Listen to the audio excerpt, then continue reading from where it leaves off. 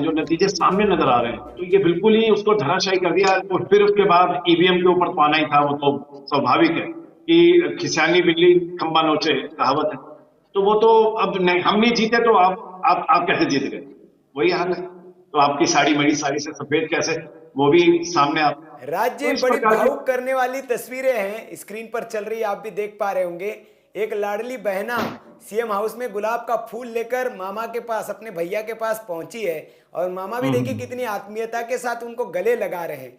यही ताकत है शिवराज सिंह चौहान की, जो 161 सीटों के शक्ल के रूप में हमें स्क्रीन पर नजर आ रही है। जो जननेता है, जो जनता के लिए बहुत हम्म सुलभ है, बहुत सरल है और बहुत सहज है। वो सहजता उनकी, वो सरलता और वो सुलभता ही शिवराज सिंह चौहान की उनको विजय श्री दिला रही है। वहां पर देखिए कितनी आत्मीयता है, कोई ढोंग नहीं, कोई नौटंकी नहीं, कोई, लेकिन जो एक अपनापन है, क्योंकि तस्वीरें झूठ नहीं बोलती। किस अपनेपन के साथ उस महिला को गले लगा रहे हैं, वो अपनापन वहां देखने को मिल रहा है। और महिला भी भावुक हो रही है और एक गुलाब का फूल लेकर पहुंची है अपने भाई के लिए। और ये तस्वीरें जो ये बताती है कि मध्य प्रदेश में मामा का जलवा क्या है, मामा का जादू क्या है। कुछ कुछ में जो पत्रकार से यूट्यूबर्स बने हुए बड़े इस देश के पत्रकार हैं, मैं तो तथाकथित कहूँगा अब उन्हें, क्योंकि उनका विश्लेषण देख के मतलब एकदम मूर्खता की पराकाष्ठा उनके विश्लेषण में थी जब मैं उनको देखता था। क्योंकि आप एक अपनी बात को साबित करने के लिए, अपने एक आपका जो विचारधारा है उस विचारधारा को फलीभूत करने के लिए, उसको साबित करने के लिए आप मूर्खता के पराकाष्ठा पर जाकर एक विश्लेषण कर रहे थे। और तीनों राज्यों में भारतीय जनता पार्टी को पिछड़ते और कांग्रेस की विजय श्री के कारण आप गिना रहे थे, उसमें उनकी जो बनावटीपन है वो साफ नजर आ रहा था। और किस तरह से वो शिवराज सिंह चौहान को कह रहे थे कि किस तरह से नौटंकी करते हैं वो महिलाओं के बीच में जाकर। और तो वो जो है, उन लोगों को जवाब आज मिल गया होगा कि ये जनता जो है, प्रदेश की जनता जो है, प्रदेश की बहनें जो है, वाकई में अपने भाई से बहुत स्नेह करती है। और मध्य प्रदेश की जीत में जो बड़ा, सबसे बड़ा कारण है, हम लगातार ये कहते आ रहे हैं, उसमें इन बहनों का बड़ा योगदान है, लाडली बहनों का बड़ा योगदान है। मत प्रतिशत में जो जिन सीटों पर महिलाओं ने बंपर मतदान किया, उन सीटों के नतीजे अभी हम डिटेल विश्लेषण भी आपको देंगे, तो आप देखेंगे कि भारतीय जनता पार्टी वहां बंपर बहुमत से जीती है। बुदनी की सीट जहां से शिवराज सिंह चौहान आते हैं, वहां पर इस बार जितना मतदान हुआ, बहनों ने निकलकर घर से इतना मतदान किया कि शिवराज सिंह चौहान की जीत भी इस बार रिकॉर्ड बनाएगी। ये भी आप देखिएगा, क्योंकि बंपर मतदान इस बार हुआ है। तो संदीप जी, तस्वीरें आप भी देख रहे होंगे, तो यही मामा की जीत का राज है मध्य प्रदेश में। जी बिल्कुल, मैं एक और बात कहूंगा। मेरे साथी पत्रकार जब महादेव का नाम ले रहे थे तो मैं यहाँ बैठा था, तो पूरे पूरे बॉडी में सिहरन आई। मुझे जी लगा महादेव जो सिहरन है, बॉडी मेरा पूरा सिहर गया महादेव के जी नाम सुनते हैं। तो ये महादेव की कृपा है, भगवान श्री राम की भी कृपा है। जी बहुत सालों तक भगवान राम जो है, उनका आशीर्वचन हम सबको मिल रहा है, हम सब भारत के लोग खुश हैं।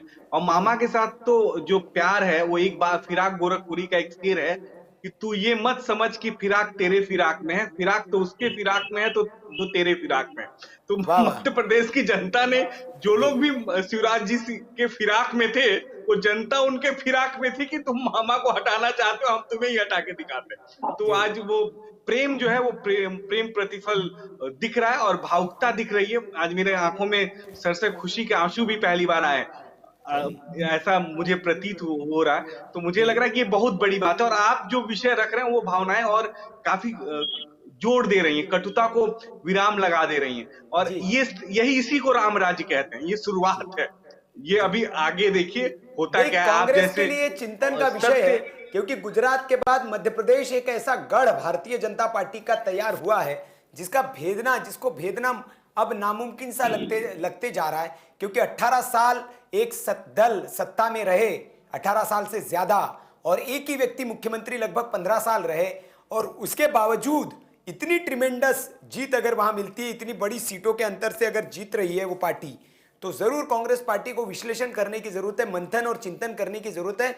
और शुद्ध मन से विश्लेषण और चिंतन करने, सिर्फ चिंतन मनन करने के लिए मनन न करें, वाकई में वो क्या कारण है कि जनता आपसे दूर होते जा रही है, क्या कारण है कि जनता आपको पसंद नहीं कर रही है, उस पर मंथन पार्टी को करना चाहिए। क्योंकि अभी तो 24 का चुनाव है, और 24 के चुनाव में कांग्रेस पार्टी को बहुत उम्मीदें हैं, और प्रधानमंत्री वो बनाना चाहती है अपने नेता को, और इसके लिए वो जतन भी खूब कर रहे हैं, खूब पैदल भी वो चले, एक और यात्रा पर निकलने वाले हैं राहुल गांधी। लेकिन देश की जनता जो है वो पसंद क्यों नहीं कर रही, इस पर मंथन चिंतन करना चाहिए। राज जी, देखिए एक बात, मैं आप जी जी आप कुछ कह रहे हैं संदीप जी। मैं कह रहा था एक बात बहुत इंपॉर्टेंट है। कल जी आज मैं सुबह जब मैं अपने मित्र साथी कांग्रेस के नेताओं को, प्रवक्ताओं को सुन रहा था, उनके पास इतना बड़ा अहंकार, और पता नहीं क्यों ये अहंकार है। हम राजनीति में आते हैं तो अहंकार के लिए नहीं आते, विनम्रता धारण करने के लिए आते हैं, सहृदयता के लिए आते हैं, सृजन के लिए आते हैं। लेकिन कांग्रेस का जो अहंकार था, तो मुझे लगता है कांग्रेस के कार्यकर्ताओं का अहंकार और कांग्रेस के नेतृत्व का अहंकार